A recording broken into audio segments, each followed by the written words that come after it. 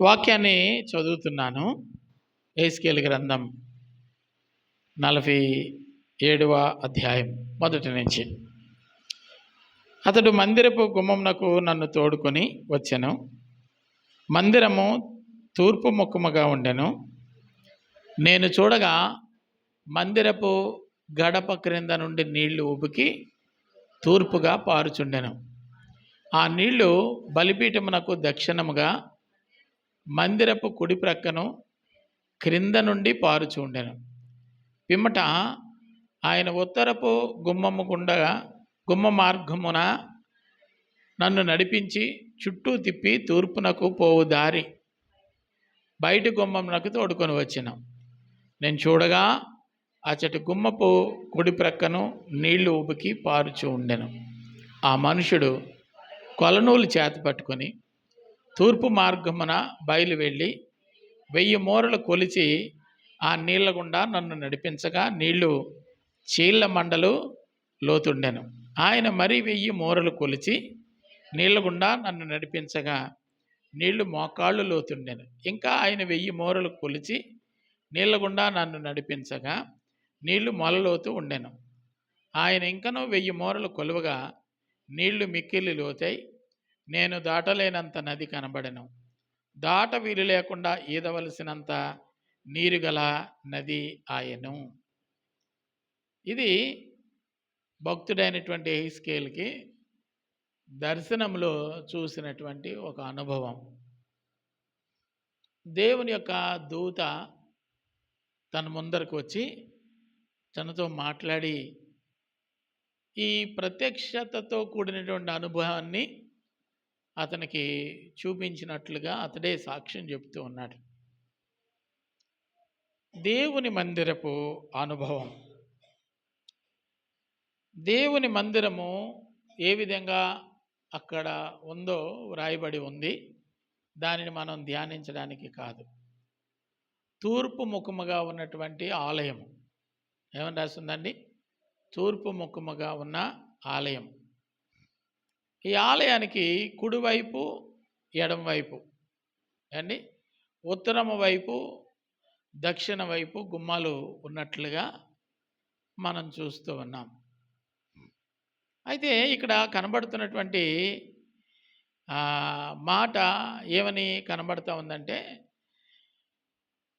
ఈ మందిరపు వెలుపటి గుమ్మము ఆ కింద నుంచి, బలిపీఠము కింద నుంచి ఏమవుతుందట, నీళ్లు చిన్నగా నీళ్లు పారుతూ ఉన్నాయంట. ఇవి సాధారణంగా మనం ఇంటిని నిర్మించేటప్పుడు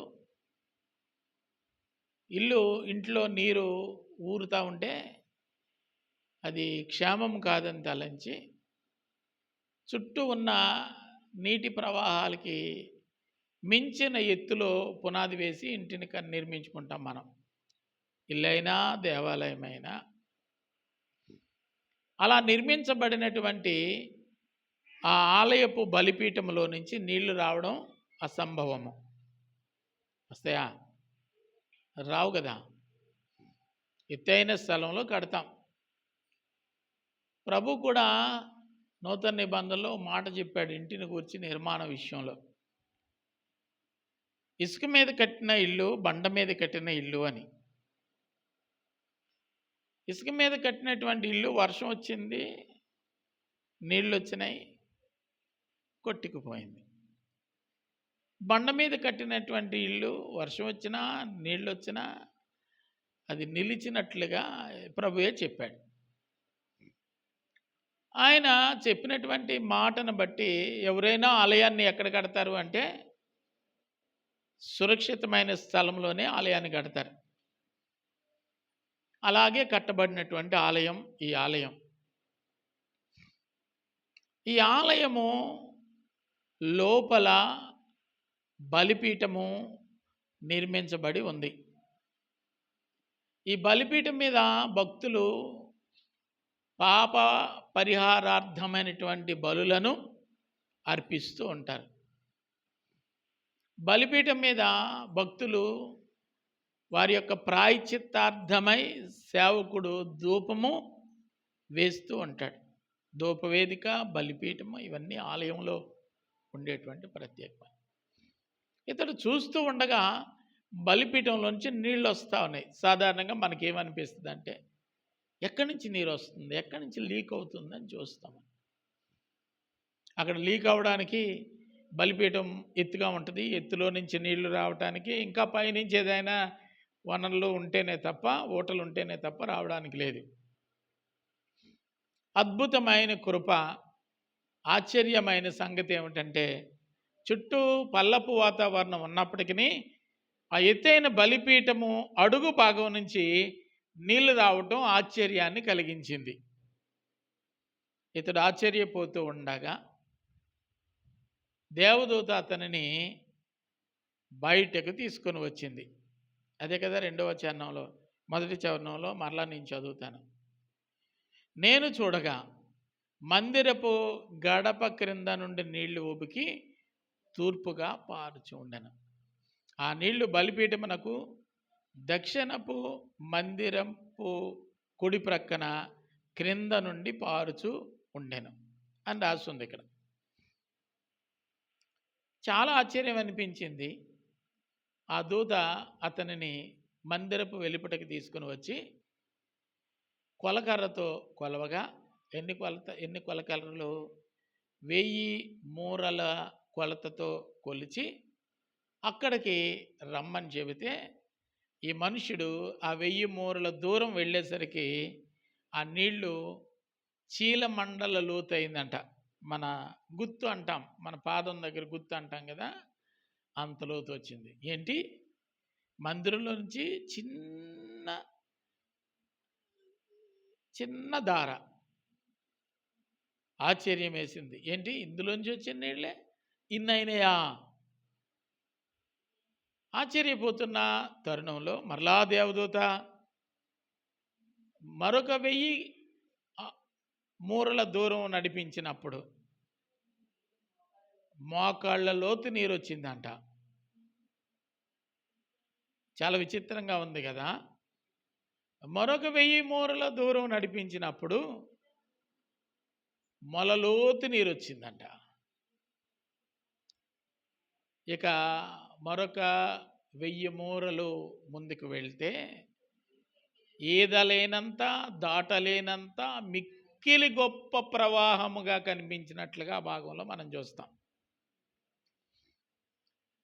4 అనుభవాలు ఈ భాగంలో మనకు కనబడుతూ ఉన్నాయి. మొదటి అనుభవము, నడిచి వెళ్తూ ఉంటే చీలమండల లోతు. ఇంకాస్త ముందుకు వెళ్తే మోకాళ్ళు ముడుకుల లోతు. ఇంకాస్త ముందుకు వెళ్తే నడుము లోతు, మొలలోతు, నడుము లోతు. ఇంకాస్త ముందుకెళ్తే ఈదలేనంత గొప్ప ప్రవాహాన్ని చూస్తూ, ఈదలేనంత మహా గొప్ప ప్రవాహం అట. ఈ ప్రవాహము ఎక్కడ ప్రారంభమైంది, దాని ఉనికి ఎక్కడ అంటే బలిపీఠం కింద నుంచి. బలిపీఠం మీద నుంచి వచ్చే దారి ఎంత అంటే ఇంత. అది 4000 మూరలు ప్రయాణం చేసేసరికి ఈదలేనంతగా అయిపోయిందన్నమాట అండి. ఈదలేనంత అయిపోయింది. 4 మూరలు. ఎంత ఆశ్చర్యమైన సంగతి అని ఆలోచన చేస్తే, అప్పుడే ఏం చూసావు, ఇంకా నడువు అని చెబితే అది ప్రవాహంగా పోయి సముద్రంలో కలిసేటంత ఒక గొప్ప నదిగా మారిపోయిందంట. ఆ నది ప్రారంభం ఎక్కడట? దేవుని యొక్క బలిపీఠము క్రింద నుంచి ఆరంభమైన నది సముద్రములో కలిసేటప్పటికీ అది గొప్ప ప్రవాహం అయిపోయింది. దాని యొక్క అనుభవాలు ఆ భాగంలో రాస్తూ కనబడుతూ ఉంటాయి. ఈ నది ప్రవహించే ప్రతి చోట జలచరములు బ్రతుకును అని రాస్తుంది. ఈ నది నీళ్లు సముద్రపు నీళ్ళలో కలిస్తే సముద్రపు నీళ్లు ఉప్పు కదా, అవి మంచి నీళ్ళు అయిపోతూ ఉన్నాయట.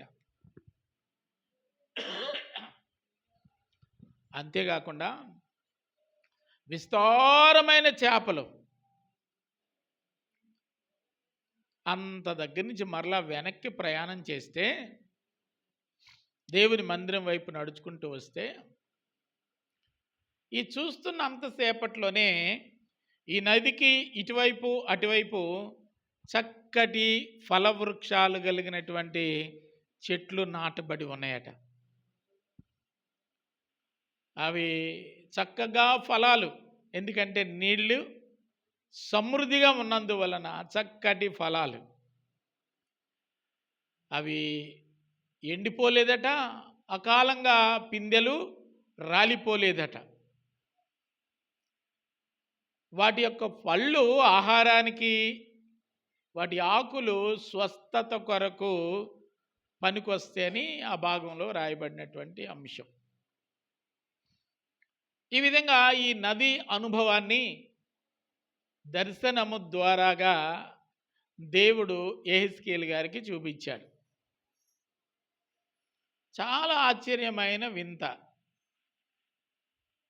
విచిత్రమైన చేపలు. అక్కడ ఏం రాస్తుందంటే చేపలు ఏమని రాస్తుంది, చేపలు రకాలు రాస్తుంది ఆ భాగంలో. ఎక్కడుందమ్మా?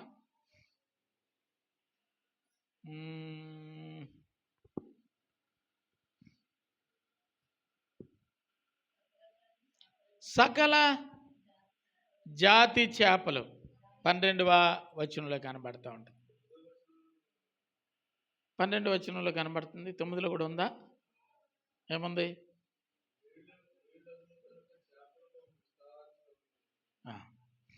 సకల జాతి చేపలు. చేపలంటే అక్కడ మనం అనుకున్న మాటకి అది సూట్ అవ్వదు. ఇక్కడ ఇదే ఈ 12వ వచనంలోదే మనకు బాగా కనిపిస్తుంది. అన్ని జాతులు చేపలు. కొన్ని చేపలు చూడముచ్చటగా ఉంటాయి కదండి. దాన్ని కొయ్యొద్దు, దాన్ని చంపొద్దు అన్నట్టు అనిపిస్తుంది అన్నమాట.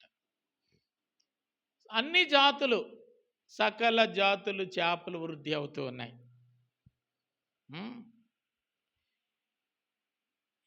ఈ గొప్ప అనుభూతిని చూస్తున్నటువంటి ఆయన, ఏ అనుభూతి అండి? ఈ ప్రతి దేవుని బలిపీఠం నుంచి ఉద్భవించినటువంటి ఉబుకుచూ ఉన్నటువంటి ఈ ఓటల యొక్క ప్రవాహము ఆయన దృష్టిలో 4 విడతల ప్రయాణాన్ని కొనసాగించినప్పుడు అతడు చూసిన అనుభూతిని బట్టి అతడు దేవుణ్ణి స్తుతించకుండా ఉండలేకపోయాడు.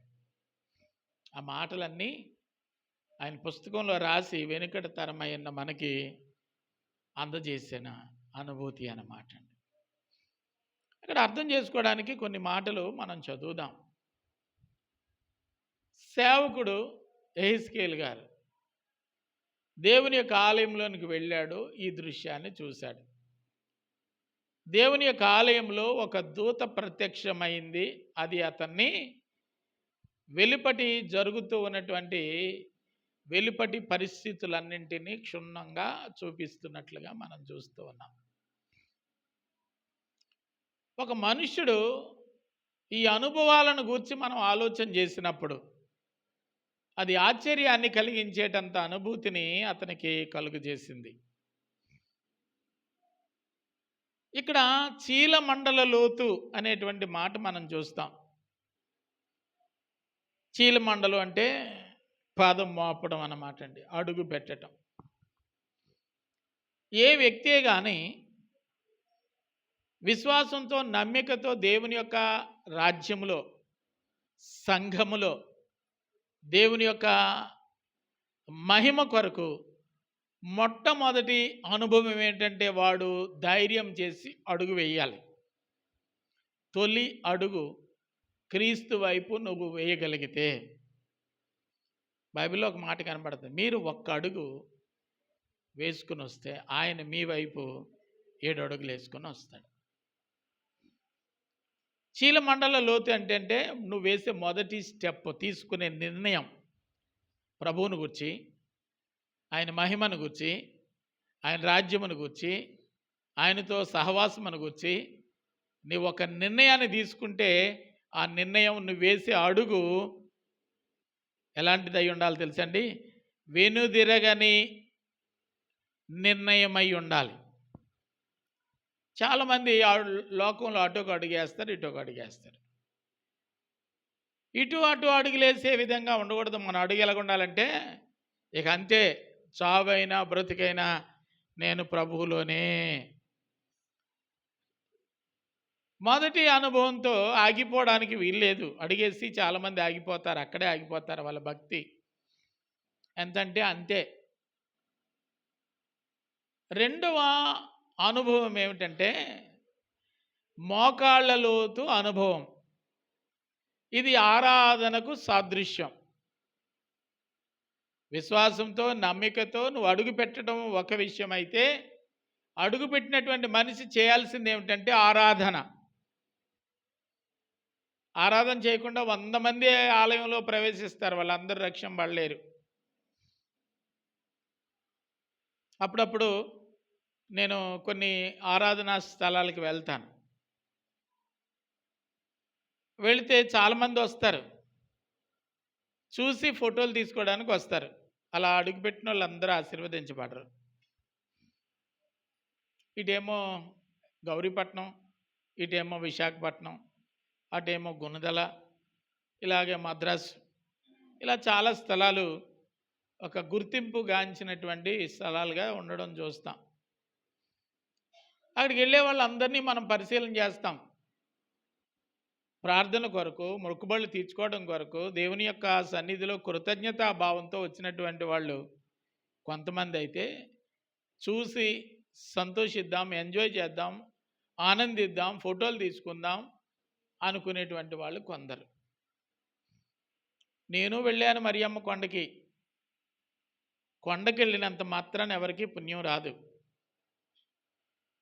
అక్కడ ఫోటోలు తీసుకున్నంత మాత్రాన ఎవరికి పుణ్యం రాదు. నువ్వు వెళ్ళటం రావటం అనేది ప్రాముఖ్యం కాదు. అక్కడికి వెళ్ళి ఏం చేయాలంటే ఆరాధించాలి, నీ హృదయాన్ని దేవునికి అప్పగించాలి. మోకాళ్ళ అనుభవము. ఒకనాడు దేవుడు ఏం చేస్తాడట, వంగని ప్రతి మోకాలు ఆయన నామములో వంగునట్లుగా చేస్తాడు. అంటే ఆరాధన చాలా ప్రాముఖ్యం. ఆరాధన లేని ఆత్మీయత అది లోతైనది కాదు. వచ్చాము, కూర్చున్నాము, ఎంతటి విడిచిపెడితే వెళ్ళిపోదాము, ఇది మన జీవితానికి మంచిది కాదు. ఏది మంచిదంటే ఆరాధించాలి దేవుని యొక్క సన్నిధిలో. నీ మనస్సును, నిర్మలమైన నీ మనస్సును దేవుని సన్నిధిలో ఆరాధించడానికి నీవు సిద్ధపరచుకుంటే, మోకాళ్ళు వేసి ప్రభు సాన్నిధ్యంలో నువ్వు ప్రార్థించడానికి పూనుకుంటే నీవు అక్కడ ఒక అనుభవాన్ని చూస్తావు. నీ చుట్టూ నీళ్లు విస్తారమైనటువంటి, మోకరించకపోతే, మోకాళ్ళు ఉండే ప్రదేశానికి నువ్వు పోకపోతే నీ చుట్టూ నీళ్లు ముఖం కడుక్కోవడానికి కూడా చాలవు. నీ అవసరాలకు తగినట్లుగా, నీ స్థితికి తగినట్లుగా సమృద్ధి అనేది నువ్వు చూడాలని అనుకుంటే కొంచెం లోతుకి వెళ్ళాలి. శిష్యులు ప్రభు పరిచర్య ఇక మేము చేయలేము, ఆయనేమో సేవ చేస్తాడు, శాశ్వత కాలము ఆయన మనతో ఉంటాడు అనుకుని మేము పరిచర్యకు వచ్చాము. ఆయన యూదులు పట్టుకొని సిలువ వేసేసరికి ఇక ఆయన లేడు. ఇక మునుపటి పని కొరకు మరలా తిరిగి వెళ్ళిపోదామని శిష్యులు ప్రయాణమై వెళ్ళిపోతూ ఉన్నారు. రాత్రంతా చేపలు పట్టడానికి ప్రయాసపడ్డారు, కానీ వాళ్ళకి ఏమీ దొరకల. తెల్లవారుచుండగా ప్రభు వారి దగ్గరకు వచ్చి చెప్పిన మాట ఏమిటంటే, మీ దోనె కాస్త లోతుకి పోనివ్వండి అని చెప్పాడు. మా జీవితంలో ఇటువంటి అనుభవాలు ఎన్నో చూసాము అని చెప్పుండొచ్చు వాళ్ళు, కానీ చెప్పిన మాట చొప్పున వారి యొక్క దోణెను లోపలికి నడిపించడానికి వాళ్ళు ఇష్టపడ్డారు. వాళ్ళ జీవితంలో ఎప్పుడూ పట్టనన్ని చేపలు వాళ్ళు పట్టడానికి దేవుడు సహాయం చేశాడు. మాట వినాలి. ఏం చేయాలండి? మాట వినాలి. ఆరాధన ఎంత విలువైందంటే నిన్ను ఆరోగ్యవంతుడిగా చేసేదని నువ్వు నమ్మాలి. మిమ్మల్ని స్వస్థపరిచే యెహోవాను నేనే అని పరిశుద్ధ గ్రంథంలో రాయబడి ఉండడం చూస్తాం. నువ్వు ఆరాధనలో ఉంటే ఆశీర్వాదానికి అర్హుడు అని నీకు అర్థమవుతుందో లేదో తెలియదు, కానీ అపవాదికి బాగా తెలుసు. వాడు ఏం చేస్తాడంటే నిన్ను ఏ విధంగానైనా ఆరాధనలో లేకుండా చేయాలని వాడు ప్రయత్నం చేస్తాడు. ఆ ప్రయత్నంలో వాడు సక్సెస్ అవుతున్నాడు. ఆరాధనకి నేను పూనుకున్నాను, నా దేవుని ఆరాధించడానికి నేను సిద్ధపడుతున్నాను అనినప్పుడు ఎన్ని ఆఫర్లు వచ్చినా నువ్వు పోకూడదు. నేను ఒకసారి ఏదో లెటర్ వచ్చిందని, రిజిస్టర్ పోస్ట్ వచ్చిందని మన పోస్ట్ మాస్టర్ గారి దగ్గరికి వెళ్ళాను. పోస్ట్ మాస్టర్ గారు ఒకవేళ బయటికి ఎక్కడికైనా వెళ్తాడేమో నేను పెందలకాడ వెళ్ళాను. ఆ రోజు శనివారం. ఆయన స్నానం చేసి పూజ గదిలో కూర్చున్నాడు. సుమారు 2-3 గంటలు పూజ గదిలో నుంచి అతను రాలేదు. వాళ్ళ భార్య, వాళ్ళ పిల్లలు వీళ్ళందరూ, ఎవరు బాబు నీకేం కావాలంటే, ఇలా సార్ కావాలమ్మా, దండం పెట్టుకుని వస్తాడు, లోపలికి వెళ్ళాడు అన్నారు. ఎంతసేపు దండం? 2-3 గంటలు. నాకు ఆలస్యమైందని నేను అనుకోలేదు కానీ అతను నమ్మిన దైవం పట్ల అతడు కనబరిచిన శ్రద్ధను గురించి నాకు చాలా ఆశ్చర్యం అనిపించింది. ఈరోజు మనం దేవుని నమ్మాము, ఆరాధిస్తున్నాము అంటే ఆ నమ్మిక ఏపాటిది, దాని లోతు ఎంత అనేది మనం పరిశీలన చేసుకోగలగాలి. వెళ్ళాము, వచ్చాము అంతే. నీ మోకాళ్ళ అనుభవం ఏది? నీ ప్రార్థనా జీవితం ఏది? ప్రభు సన్నిధిలో నువ్వు తగ్గించుకున్నదేది? ప్రభు కొరకు నువ్వు ప్రార్థించేసింది ఏది? నా ప్రభు మాట్లాడేవాడు, ఆయన జీవము కలిగినటువంటి వాడు, ఆయన కనుదృష్టి లోకమందు అంతటా ఉంది, ఆయన చూస్తున్నప్పుడు నేను దోషిగా కనబడకూడదు. ఈ ఆలోచనలన్నీ నీ హృదయాల్లో ఉంటే ఆయన పట్ల భయభక్తులు లేకుండా ఎవరు ఉండలేరు. కాబట్టి దేవుని యొక్క పిల్లలుగా మనం అర్థం చేసుకోవాలి. దేవుని సన్నిధిలో నీవు నేల మట్టుకు వంగి అని రాసింది బైబిల్లో. మనలను సృజించిన యెహోవా సన్నిధిని మోకరిల్లుదము రండి, నమస్కారం చేసి మోకరిల్లుదము అని రాసి ఉంటుంది బైబిల్. మోకాళ్ళ అనుభవము నీ జీవితంలో చాలా ప్రాముఖ్యం. ప్రార్థనా జీవితం, ఆరాధన చేసే అనుభవం నీ జీవితంలో చాలా ప్రాముఖ్యం. ఆయన చెప్తాడు, రేయి మొదటి జామున చేసే ఆరాధన అండి. ఆరాధన దేవునికి నైవేద్యం లాంటిది. నైవేద్యం ఎప్పుడు ఇవ్వాలండి? ఏమండి, 10 గంటలకి నువ్వు పంచభిక్ష పరమాన్నాలు పెట్టే కంటే తెల్లవారుజామున బలహీనమై ఉన్నటువంటి వ్యక్తికి ఒక కప్పు కాఫీ ఇస్తే ఎంత బూస్ట్ అవుతాడు అతను? అమ్మా, వేకువజామున భక్తులందరూ చేసే ప్రార్థన ఎటువంటిదంటే నువ్వు దేవునికి అర్పించే నైవేద్యం వంటిది. ఎంతమంది తెల్లవారుజామున లేచి దేవుని సన్నిధిలో దేవునికి నైవేద్యాన్ని అర్పిస్తున్నారు, ప్రార్థన చేస్తున్నారు? నువ్వు క్రీస్తు దగ్గరికి రానప్పుడు నీకు యేసుక్రీస్తు వారి మీద కొంత ఎంతో భయం ఉండేది. యేసుక్రీస్తు వారి దగ్గరికి వచ్చిన తర్వాత పూర్తిగా భయం పోయింది. బాప్తిసం తీసుకునేటప్పుడు నీకు అనిపించేది, నేను మునుపట్లాగా ఉండకూడదు, నేను చాలా తీవ్రంగా భక్తిలో ఊగిపోవాలని. కొన్ని నాళ్ళు అయిన తర్వాత ఊగిపోవడం కాదు, భ్రష్టత్వంలో సాగిపోతున్నారు తప్ప దైవభక్తి మచ్చుకు కూడా కనబడటం లేదు. అప్పుడప్పుడు భార్య లేపుతూ ఉంటుంది, ఓయ్ లేగు, ప్రార్థన చేయవేటి, అలాగే తినేసి పడుకుంటావా అంటుంట. అయినా సిగ్గురాదు మనకి. తిన్నంటే మనకు నిద్రే నిద్రే నిద్రే. ఒక ఇల్లాలు ఏమని చెప్తుందంటే, ప్రార్థన చేస్తే మన కుటుంబం బాగుంటుంది, లెగు ప్రార్థన చేయని ఒక ఇల్లాలంటే, మగ మహారాజు అమ్మ పొద్దు నుంచి పొద్దుమానికి కట్టుబడి వస్తాడు, ఏదో వేడి నీళ్ళు స్నానం చేసి ఓ 2 మెతుకులు తినేసి పడుకోకపోతే మరలా రేపటికి బలం ఉండొద్దా? బలం ఇచ్చేవాడు, ధైర్యం ఇచ్చేవాడు, స్వస్థతనిచ్చేవాడు, నెమ్మదినిచ్చేవాడు. ఈ సంగతులన్నీ మర్చిపోయి పడుకోండి. రేపు మామూలుగా లెగిసి చేసుకుంది కానీ ప్రార్థన.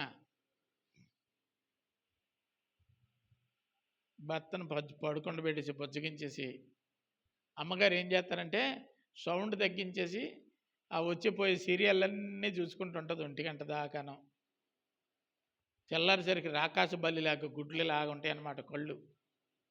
ఎక్కువ టీవీ చూసిన వాళ్ళు కళ్ళు, ఎక్కువ సెల్ ఫోన్ చూసిన వాళ్ళు కళ్ళు ఎంత అందంగా ఉంటాయో, అమాంతంగా ముద్దెట్టుకోవాలనిపిస్తూ ఉంటుంది. సకల జబ్బులు వాళ్ళ కళ్ళల్లోనే కనబడుతూ ఉంటాయి. మీ ఆరాధన ఎలా ఉండాలండి? ఆసక్తితో కూడినటువంటి ఆరాధన ఉండాలి. మక్కువ కనిపించాలి, ఆతురత కనిపించాలి. నువ్వు అడుగు ముందుకు వేయగలిగితే అద్భుతం చూపించడానికి దేవుడు సిద్ధంగా ఉన్నాడు. నువ్వు నడిచిన నేలన, నీవు నడిచిన ఆ ఊటల ప్రవాహంలో అద్భుతాలు దేవుడు కనబరిచాడు. ఇట్నుంచి ఆయన నడుచుకుంటూ వెళ్ళాడు, అట్నుంచి వచ్చి చూసేసరికి నీవు నడిచిన ఆ ప్రదేశంలో ఏమున్నాయి తెలుసా? వివిధ జాతుల చేపలు నయనానందకరమైన స్థితిని నీ కళ్ళ ముందు కనబరుస్తూ ఉన్నాయి. వెళ్ళినప్పుడు కనపడలేదే, నువ్వు అడుగు పెడితే నీ అడుగులో దేవుడు అంత ప్రభావాన్ని ఉంచుతాడు. అర్థమవుతుందా? అడుగు పెట్టి ముందుకెళ్తే ఏమైంది తెలుసా? నీవు నడిచిన మార్గములో చక్కటి వృక్ష జాతులను దేవుడు మొలిపించాడు, చక్కటి జలచరములను దేవుడు పుట్టించాడు, వివిధ రకాల జాతులు అందమైన చేపలను దేవుడు అందులో ఉంచాడు. ఇంకొక సంగతి తెలుసా? ఏదేమైనా ఆయన అడుగెట్టిన తర్వాత మా పరిస్థితి బాగుంది అని చాలామంది అనుకుంటారు కదా. ఈయన అడుగెడితేనట ఉప్పు నీళ్లు కలిగినవి మంచి నీళ్ళుగా మారిపోయినాయట. దేవునికి మహిమ కలుగునే గాక. తినటానికి పనికి రాదు, అనుభవించి చూడటమే తప్ప తినడానికి లేదు. చుట్టూ నీళ్ళే, తాగడానికి గుక్కడి నీళ్ళు పనికిరావు.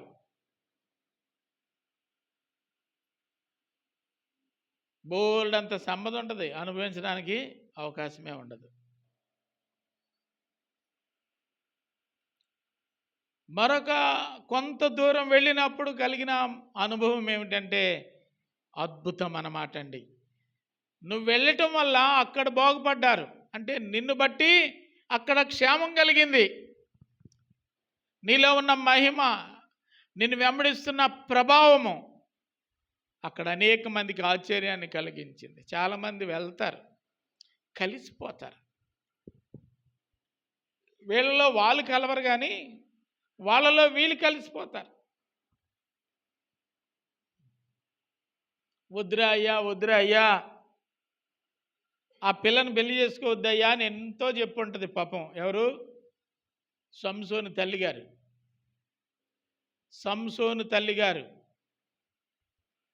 వద్దురా అయ్యా.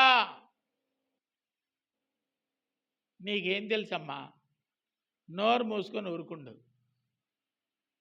నీకేం తెలుసమ్మా? నోరు మూసుకొని ఊరుకుండు. నేను గనక ఆయమ్మ ఒళ్ళో బుర్రెట్టుకొని పడుకుంటే బుర్రబాధ ఎక్కడికి పోతుంది. ఎంత చక్కగా నిద్ర పడుతుంది తెలుసా? ఈ కొంపలో నాకు నిద్రే పట్టడం లేదు. ఈ కొంపలో ఆడికి నిద్ర పట్టడం లేదంటే ఎక్కడ నిద్ర పడుతుంది అటండి?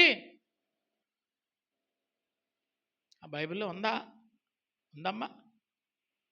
దిలీలా ఒళ్ళో బుర్రబెట్టి ఎంచక్కా నిద్రపో, మంచి బస. ఏదో సాధించేద్దామని బయలుదేరి ఏమీ సాధించలేని నిస్సహాయ స్థితిగా మిగిలిపోయాడనమాట. మన భక్తి అలా ఉండకూడదు. ఆయన లేపండి పర్లేదు, లైవ్లో వచ్చినా పర్లేదు అన్నమాట. దేవుని యొక్క సన్నిధిలో నీవు తీవ్రత, నీ నీ నీ యొక్క ఆరాధన ఎలా ఉండాలంటే పట్టుదలతో కూడినదై ఉండాలి.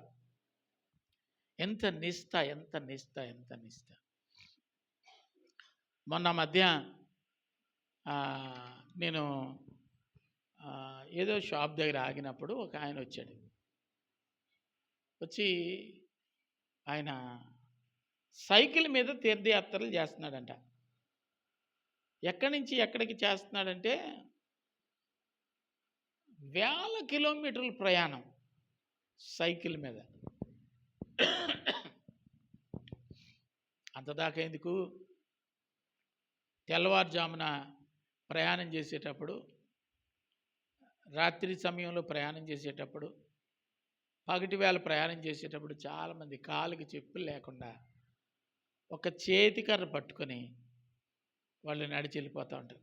ఎక్కడికి వెళ్తున్నారని అడిగితే మేము తీర్థయాత్రకు వెళ్తున్నాం. కారు ఎక్కుతారా అని అడిగాను ఒక ఆయన. మాకు కారు లేక కాదు, కారు మీద ప్రయాణం చేయడానికి డబ్బులు లేక కాదు, మేము ఇలా వెళ్ళాలని మేము మొక్కుకున్నాము, అలా వెళ్తాం.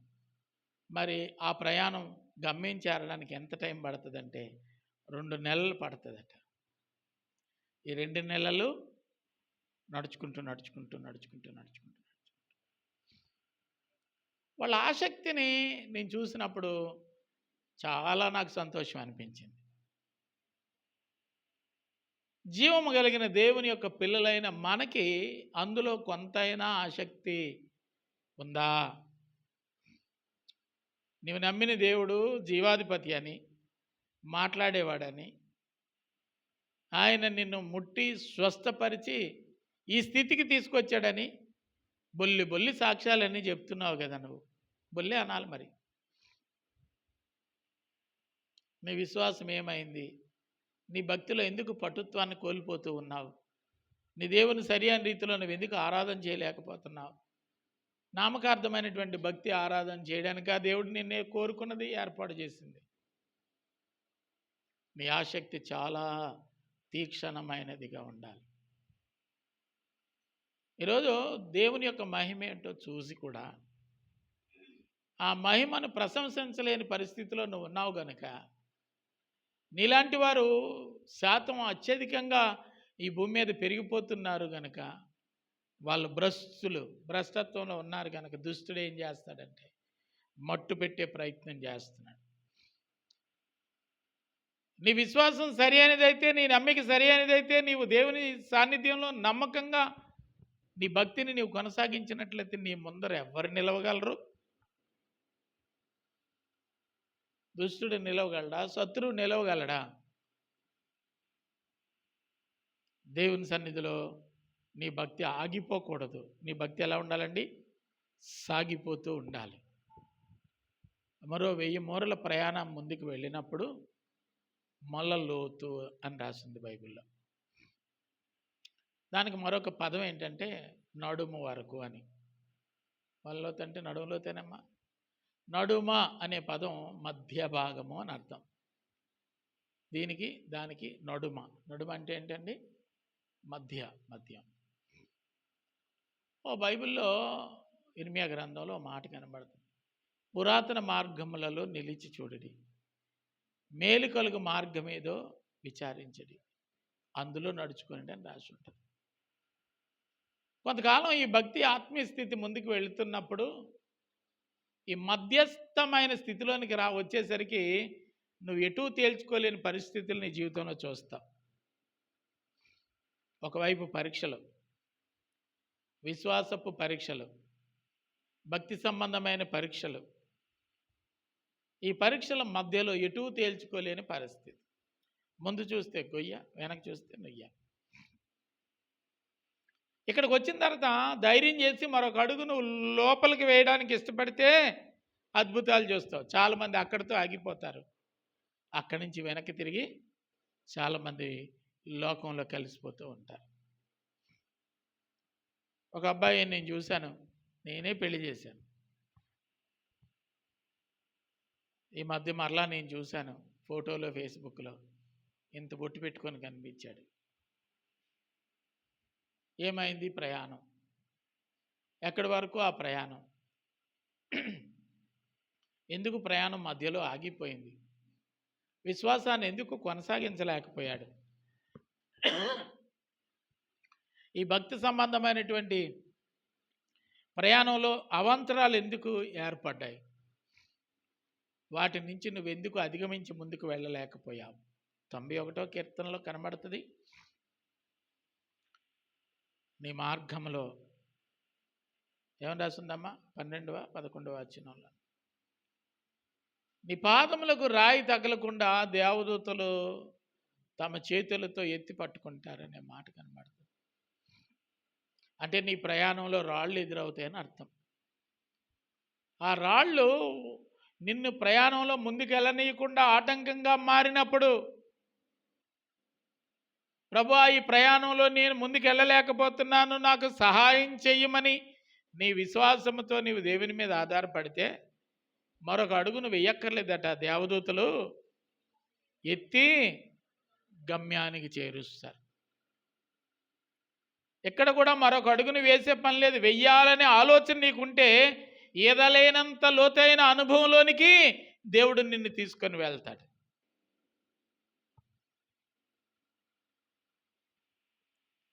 ఎక్కడా విశ్వాసం, ఎక్కడా పట్టుదల, ఎక్కడా ఆతురత, ఎక్కడా ముందుకెళ్ళాలనేటువంటి తపన, ఎక్కడ మధ్యలోనే నిలిచిపోతూ ఉన్నటువంటి పరిస్థితి. ప్రపంచం తల్లకిందులు అయిపోయినా నేను మాత్రం నిద్రపోవాలి.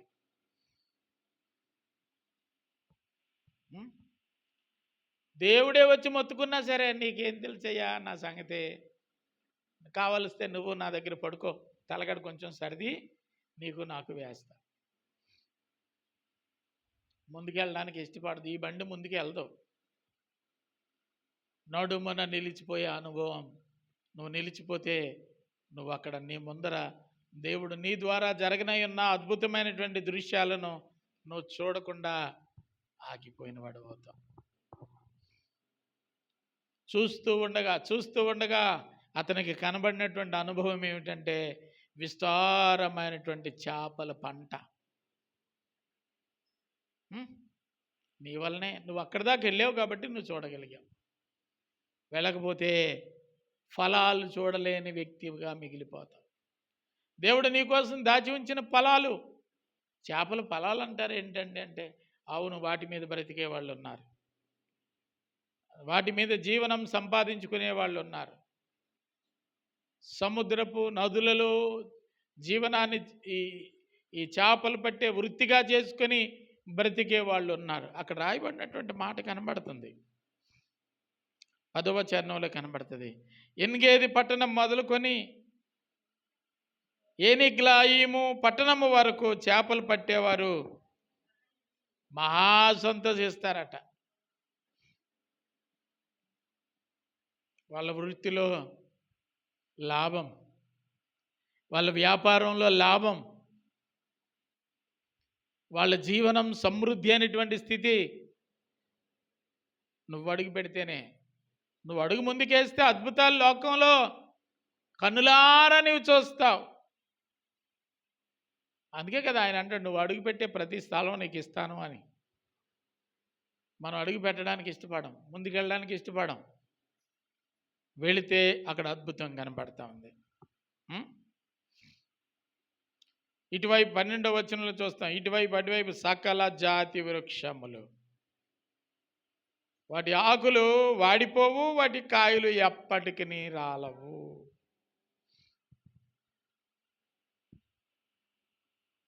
వాడిపోవడం ఎప్పుడు జరుగుతుంది? నీరు లేనప్పుడు, ఆహారం లేనప్పుడు. చెట్లు ఆకులు ఎప్పుడు వాడిపోతాయండి? పోషక పదార్థాలు అందనప్పుడు, ఆ చెట్లకు కావలసిన నీళ్లు లేనప్పుడు. ఆహారము సమృద్ధిగా ఉన్నప్పుడు ఆకులు ఎందుకు వాడిపోతాయి? అంటే దేవుడు ఆ చెట్ల కొరకు సమృద్ధిని సిద్ధపరిచి ఉంచాడు. అవి చక్కగా ఫలాలు ఇస్తూ ఉన్నాయి.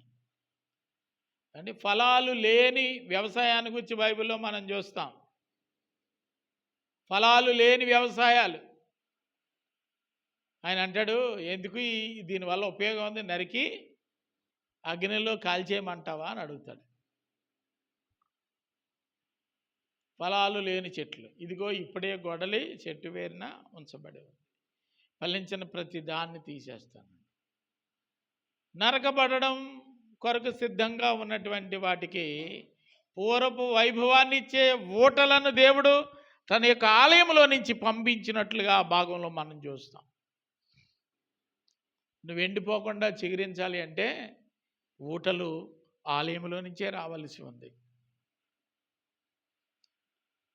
వృత్తి పని చేసుకునేటువంటి ఆ జాలర్లు సమృద్ధి అనేటువంటి సంపదకు వాళ్ళ కళ్ళతో చూడాలి అంటే ఆలయంలో నుంచి జల ప్రవాహం రావాల్సి ఉంది. నువ్వు వెళ్తా ఉంటే అద్భుతం జరుగుతూ ఉంటుంది అన్నమాట అండి. భక్తుడు ఆగిపోవడానికి వీల్లేదు. ఇంత మట్టుకు చాలును అన్నాడు.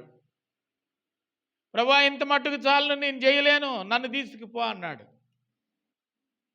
అంటే దేవదూత వచ్చి చక్కగా రొట్టె భోజనం చికెన్ పెట్టి, భోంచేయనైనా, ఇంకా నీకు శక్తికి మించిన ప్రయాణం ఉంది, ఆగిపోతే ఆగిపోలే, బొజ్జలే నాయన అని చెప్పడు దేవుడు. భుజం తట్టి నిన్ను ఇంకా ముందుకు తీసుకొని వెళ్ళేవాడు దేవుడు.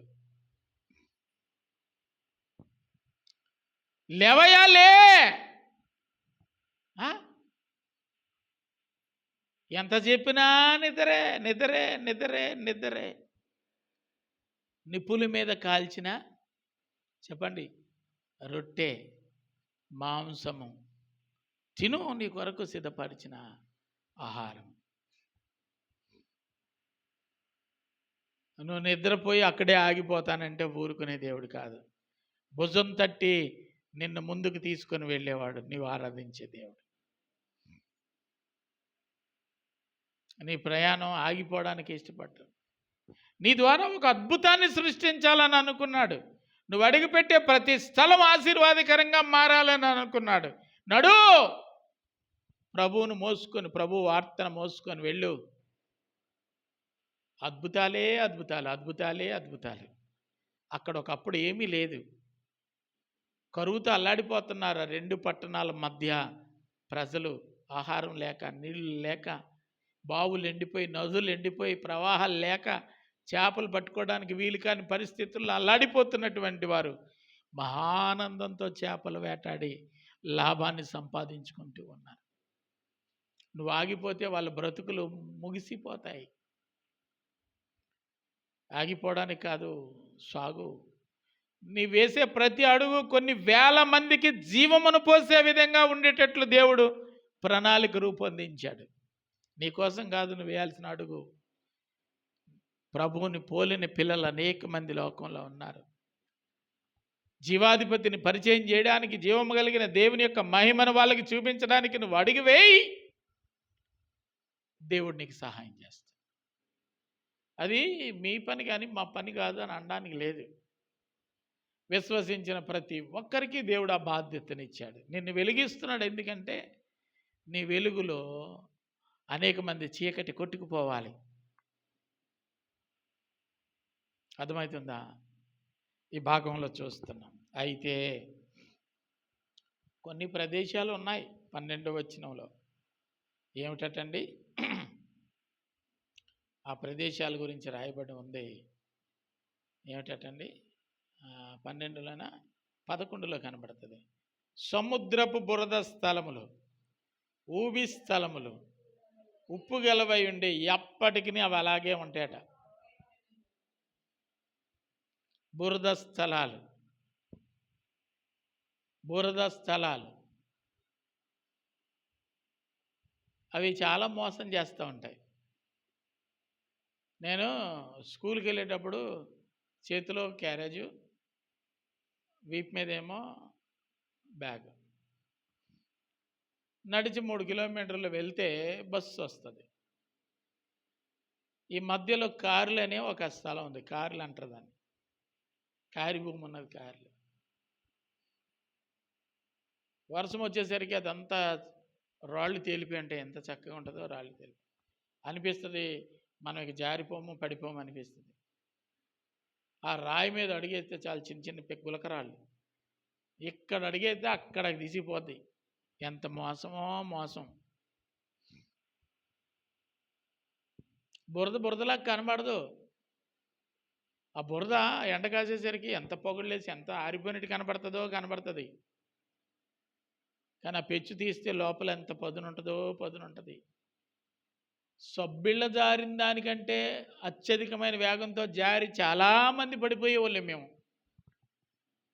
నలుగురు నడిచిన దారిని కంటే ఇది కొంచెం మేము సైంటిస్టులం కదా, కుర్రోళ్ళని కొత్తగా ఆలోచిస్తాం కదా. ఆలోచించి పడిపోవడమే. ఎంత మోసమో. బైబిల్ కూడా జిగటగల దొంగ ఊబి అన్నది. ఉట్టు ఊబి కాదు, దొంగ ఊబి. ఆ దొంగ బ్రతుకులు, మాయ బ్రతుకులు అవి ఎప్పటికీ మారవు. మోసం చేస్తానే ఉంటాయి. మోసమే దానికి జీవనం. బైబిల్ ఉంటుంది, మళ్ళీ తెల్లబట్టలు ఉంటాయి. భక్తుడు అని చెప్పుకోవడానికి కావలసినవి అన్నీ ఉంటాయి. హృదయంలో ఒక్క దేవుడు తప్ప అన్ని లోకంలో పనికి మాలినవన్నీ ఉంటాయి. వాళ్ళు ఎప్పటికీ బాగుపడరు. నేను చెప్పటం లేదు, 11వ వచనంలో చూస్తున్నాం. చదువమ్మా. సముద్రపు బురద స్థలములను ఊబి స్థలములను ఉప్పి గలవై ఉండి బాగు కాకయుండును. అయినా కానీ ప్రయాస మానకుండా నువ్వు ముందుకు సాగితే సకల జాతి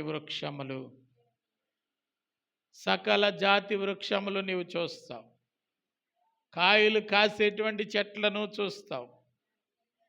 ఫలాలు ఇచ్చే ఆ ఫలాలను నీవు చూస్తావు. మంచి ఆరోగ్యకరమైనటువంటి ఆకులు కలిగిన చెట్లను చూస్తావు.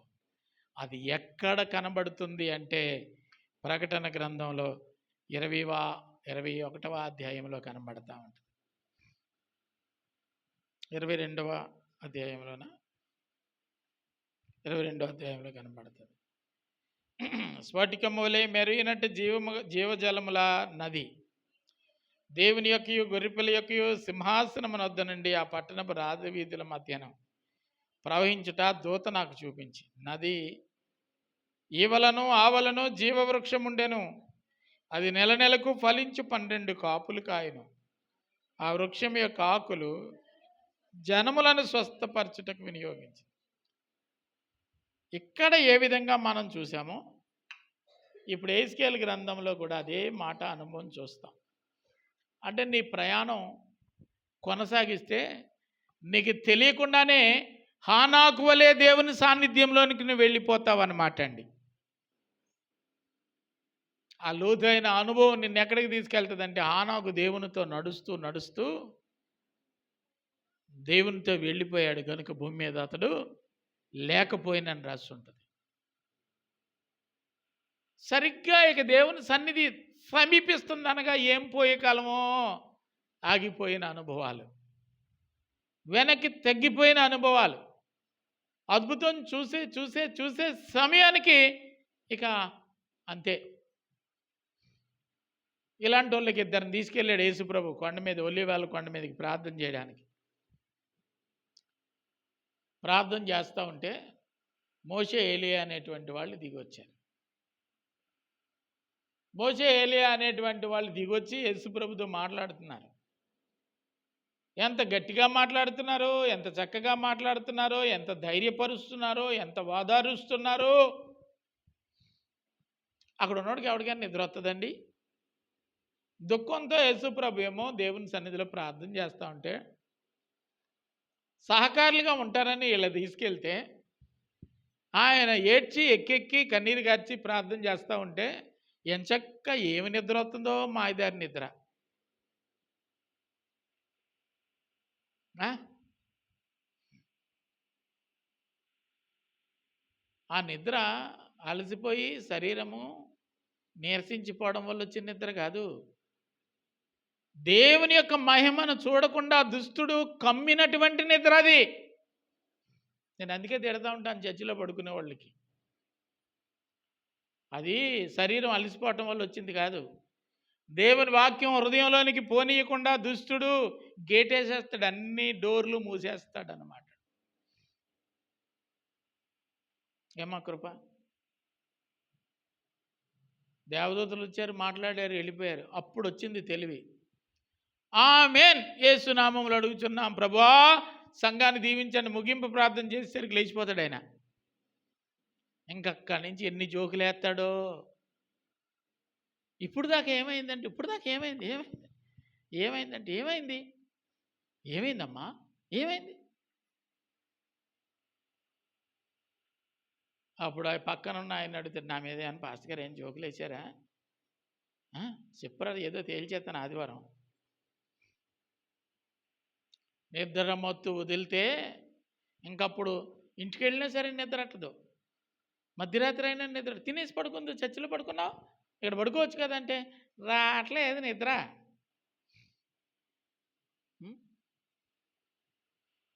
జాగ్రత్త. దేవుడు భుజం తట్టి ప్రయాణం ముందుకి కొనసాగించమని చెప్పిన దేవుడు. దేవుని యొక్క మహిమ చూస్తే ఇంకా విశ్వాస వీరులు అయిపోతారు, ప్రార్థనా పరులు అయిపోతారని దేవుడు వీళ్ళని తీసుకుని వెళ్ళాడు. పేతురు, యోహాను, యాకోబులు. అవి వెంటనే వచ్చేసింది మాయదారి రోగం. అదేం రోగమో కానీ వెంటనే, టైం కూడా లేదు. దేవదూతలు వచ్చి మాట్లాడి వెళ్ళిపోతున్నప్పుడు వెంటనే తెలివి వచ్చేసింది. అంటే ఈ మధ్య ఏం జరిగిందంటే దుష్టుడు దేవుని యొక్క మహిమ చూడనీయకుండా, మహిమ వాక్కులు విననీయకుండా దుప్పటి కప్పేస్తాడనమాట అండి. జాగ్రత్త. నువ్వు తేరి చూసినటువంటి వారు, చనిపోయిన వారు బ్రతికారు. మోషే నిలవబెట్టిన ఇత్తడి సర్పమును అరణ్యములో చూసినటువంటి వారందరూ తేరి చూడు, నిద్రపోకు. అడుగు ముందుకేయి, ఇంకా ముందుకేయి, ప్రభువులో ఇంకాను ముందుకేయి. అద్భుతాలు చూస్తావు. గొప్ప పంట అక్కడ మనం చూసాం. భూ సంబంధమైనటువంటి పంటను చూసాం, సముద్ర సంబంధమైనటువంటి పంటను చూసాం, జీవ వృక్షాలని చూసాం. అంటే జీవవృక్షం అంటే మరణం లేని వృక్షం. యోహాను సువార్త 11వ అధ్యాయంలో కనబడుతుంది కదా, పునరుత్థానం జీవం నేనే, నా యందు విశ్వాసం ఉన్నవాడు చనిపోడు, చనిపోయినా అతడు బ్రతుకుతాడు. నువ్వు మహావృక్షం అయిపోతావు. జీవవృక్షం అంత విశాలమైన స్థితిలోనికి దేవుడు నిన్ను నడిపించాలని ఆశపడుతోంది. అడిగే ముందుకెళ్ళు, నీ కొరకు మార్గం సరళం చేసి, ఎత్తు పల్లాలు ఎదురైనప్పుడు రాళ్ళు రప్పలు నీ పాదాలకి తగలకుండా ఎత్తి పట్టుకొని ఒడ్డుకి చేర్చగలిగిన దేవుని యొక్క దూతలు నీకున్నారు. తిరిగి యువతల ఒడ్డుకు తీసుకొని వచ్చినప్పుడు అని రాసింది బైబిల్లో. ఈదలేనంత లోతైనా ఆ జలములో కొట్టుకుపోకుండా అతడి గమ్యానికి ఎలా రాగలిగాడు అంటే పాదములకు అపాయం తగలకుండా ఎత్తి పట్టుకునేటువంటి దూత తనకు తోడుగా ఉంది. దేవుని సహవాసం వదులుకుంటే దయ్యం సహవాసం నీకు వస్తుంది. దయ్యం నిన్ను ముంచేస్తుంది తప్ప తేల్చదు. ఇతడు మునిగిపోయే ప్రదేశం అయినప్పటికీ అతడు మునిగిపోకుండా అద్భుతమైనటువంటి దృశ్యాన్ని చూసి ఆనందంతో సాక్ష్యం ఇచ్చే స్థాయిలోనికి దేవుడు అతన్ని తీసుకొచ్చాడు. బలిపీఠం చిన్నదే, ఉద్భవించే నీరు కూడా చిన్నదే. అది నీవు అధ్యయనం చేస్తే మహాప్రవాహం. చర్చి చిన్నదే, సేవకుడు చెప్పే మాట కూడా చిన్నదే. నువ్వు అధ్యయనం చేస్తే అది మహా అద్భుతంగా మారిపోద్ది. నీ హృదయంలో అనేకమైనటువంటి తలంపులు ఆ వాక్యము ద్వారా దేవుడు నీకు నేర్పిస్తాడు. పాలు 2 అక్షరాలు, పాలు తర్వాత పెరుగు, తర్వాత మజ్జిగ, మజ్జిగ తర్వాత వెన్న తర్వాత నెయ్యి అద్భుతమైనటువంటి ఔషధంగా మారిపోతుంది.